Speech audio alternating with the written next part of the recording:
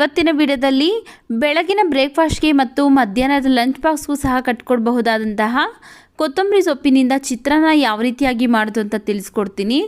ಯಾವಾಗಲೂ ಸಹ ಒಂದೇ ಥರ ಚಿತ್ರಾನ್ನ ಮಾಡ್ಕೊಂಡು ತಿನ್ನೋ ಬದಲು ಈ ರೀತಿಯಾಗಿ ಕೊತ್ತಂಬರಿ ಸೊಪ್ಪಿನಿಂದ ಚಿತ್ರಾನ್ನ ಮಾಡ್ಕೊಂಡು ತಿಂದರೆ ತುಂಬ ಟೇಸ್ಟಿಯಾಗಿರುತ್ತೆ. ಹಾಗೆಯೇ ಕೊತ್ತಂಬರಿ ಸೊಪ್ಪಿನಲ್ಲಿ ಹೈ ಪ್ರೋಟೀನ್ಸ್ ಇರೋದ್ರಿಂದ ಹೆಲ್ತ್ಗೂ ಸಹ ತುಂಬ ಒಳ್ಳೆಯದು. ಹಾಗೆಯೇ ನ್ಯಾಚುರಲ್ ಆಗಿ ಕಲರು ಸಹ ಬರುತ್ತೆ ನೋಡಿ. ಮಕ್ಕಳೆಲ್ಲ ಈ ಕಲರ್ ನೋಡಿದ್ರೇ ತುಂಬ ಇಷ್ಟಪಟ್ಟು ತಿಂತಾರೆ. ಹಾಗೆಯೇ ಟೇಸ್ಟಿಯಾಗೂ ಇರುತ್ತೆ ನೋಡಿ. ಇಲ್ಲಿ 1 ಹಿಡಿ ಆಗುವಷ್ಟು ಕೊತ್ತಂಬರಿ ಸೊಪ್ಪನ್ನು ತಗೊಂಡಿದ್ದೀನಿ.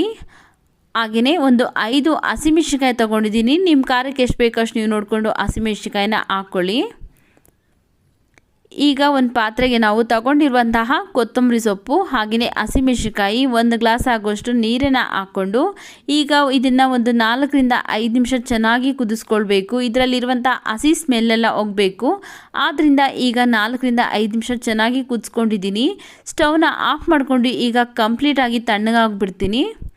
ನೋಡಿ, ಇಲ್ಲಿ ಕಂಪ್ಲೀಟಾಗಿ ತಣ್ಣಗಾಗಿದೆ. ಈಗ ಇದನ್ನು ಮಿಕ್ಸಿ ಜಾರ್ಗೆ ಹಾಕ್ಕೊಂಡು ರುಬ್ಕೊಳ್ಬೇಕು. ಕೊತ್ತಂಬರಿ ಸೊಪ್ಪು, ಹಸಿಮೆಣಸಿನಕಾಯಿ ಹಾಗೆಯೇ ಬೇಯಿಸಿರುವಂಥ ನೀರಿನ ಸಮೇತನೇ ಇದನ್ನು ಗ್ರೈಂಡ್ ಮಾಡ್ಕೊಳ್ತೀನಿ.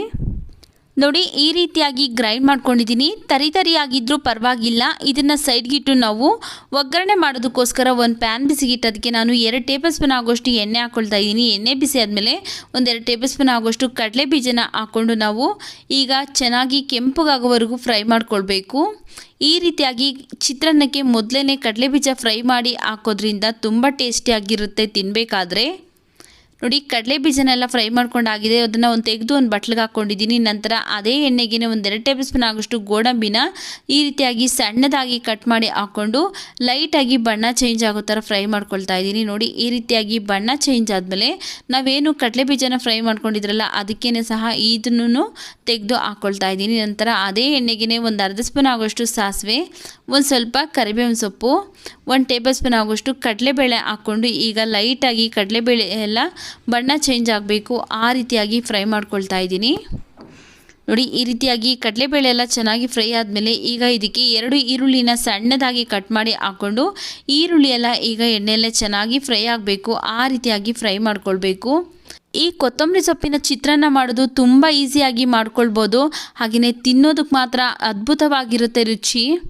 ಈರುಳ್ಳಿ ಎಲ್ಲ ಇಷ್ಟು ಫ್ರೈ ಆದಮೇಲೆ ನಾವು ಏನು ರುಬ್ಬಿಟ್ಕೊಂಡಿದ್ರಲ್ಲ ಹಸಿಮೆಣಸಿನಕಾಯಿ ಮತ್ತು ಕೊತ್ತಂಬರಿ ಸೊಪ್ಪು ಪೇಸ್ಟು ಅದನ್ನು ಹಾಕ್ಕೊಳ್ತಾ ಇದ್ದೀನಿ.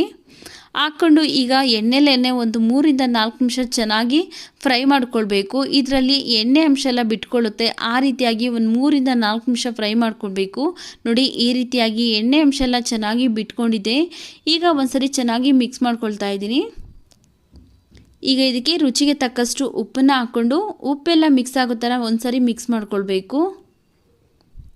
ನೋಡಿ, ಮಿಕ್ಸ್ ಮಾಡ್ಕೊಂಡ ನಂತರ ಏನು ನಾವು ಅನ್ನನ ಉದ್ರುದ್ರಾಗಿ ಮಾಡಿಟ್ಕೊಂಡು ಈಗ ಈ ಗೊಜ್ಜಿಗೆ ಅನ್ನನ ಮಿಕ್ಸ್ ಮಾಡ್ಕೊಳ್ಬೇಕು. ನಾನಿಲ್ಲಿ ಅನ್ನನ ಕುಕ್ಕರಲ್ಲೇ ಉದ್ರುದ್ರಾಗಿ ಮಾಡಿ ಇಟ್ಕೊಂಡಿದ್ದೀನಿ. ನಾವು ಯಾವುದೇ ಥರದ ಚಿತ್ರಾನ್ನ ಮಾಡಿದ್ರೂ ಸಹ ನಾವು ಉದ್ರುದ್ರಾಗಿ ಅನ್ನ ಮಾಡಿ ಹಾಕ್ಕೊಳ್ಬೇಕು.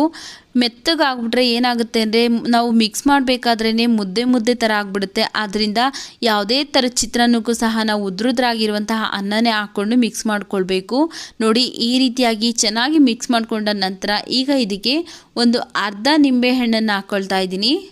ಅರ್ಧ ನಿಂಬೆಹಣ್ಣಿನ ರಸನ ಹಿಂಡ್ಕೊಂಡಿದ್ದೀನಿ. ನಂತರ ಈಗ ನಾವು ಏನು ಮೊದಲೇ ಎತ್ತಿಟ್ಕೊಂಡಿದ್ರಲ್ಲ ಕಡಲೆ ಬೀಜ ಮತ್ತು ಗೋಡಂಬಿನ ಫ್ರೈ ಮಾಡಿ ಅದನ್ನು ಸಹ ಇದಕ್ಕೆ ಹಾಕ್ಕೊಂಡು ಚೆನ್ನಾಗಿ ಮಿಕ್ಸ್ ಮಾಡ್ಕೊಳ್ತಾ ಇದ್ದೀನಿ. ನೋಡಿ, ಎಷ್ಟೊಂದು ನ್ಯಾಚುರಲ್ ಆಗಿ ಕಲರ್ ಬಿಟ್ಕೊಂಡಿದೆ. ತುಂಬ ಟೇಸ್ಟಿಯಾಗಿರುತ್ತೆ. ತಿನ್ನೋದಕ್ಕೂ ಅಷ್ಟೇ. ನೀವು ಒಂದ್ಸರಿ ಟ್ರೈ ಮಾಡಿದ್ಮೇಲೆ ಹೇಗೆ ಬಂತು ಅಂತ ಕಮೆಂಟ್ ಸೆಕ್ಷನಲ್ಲಿ ಕಮೆಂಟ್ ಮಾಡಿ ಹೇಳಿ ಸ್ನೇಹಿತರೆ. ನೋಡಿದ್ರಲ್ಲ ಯಾವ ರೀತಿಯಾಗಿ ತುಂಬ ಕಲರ್ಫುಲ್ಲಾಗಿ ಹಾಗೆಯೇ ಟೇಸ್ಟಿಯಾಗಿ ಕೊತ್ತಂಬರಿ ಸೊಪ್ಪಿನ ಚಿತ್ರಾನ್ನ ಈಸಿಯಾಗಿ ಮಾಡೋದು ಅಂತ. ಈ ವಿಡಿಯೋ ನಿಮಗೆ ಇಷ್ಟವಾಗಿದ್ದರೆ ಈ ವಿಡಿಯೋಗೊಂದು ಲೈಕ್ ಮಾಡಿ, ಈ ವಿಡಿಯೋನ ನಿಮ್ಮ ಫ್ಯಾಮಿಲಿ ಫ್ರೆಂಡ್ಸ್ ಗ್ರೂಪ್ಗೆ ಶೇರ್ ಮಾಡಿ.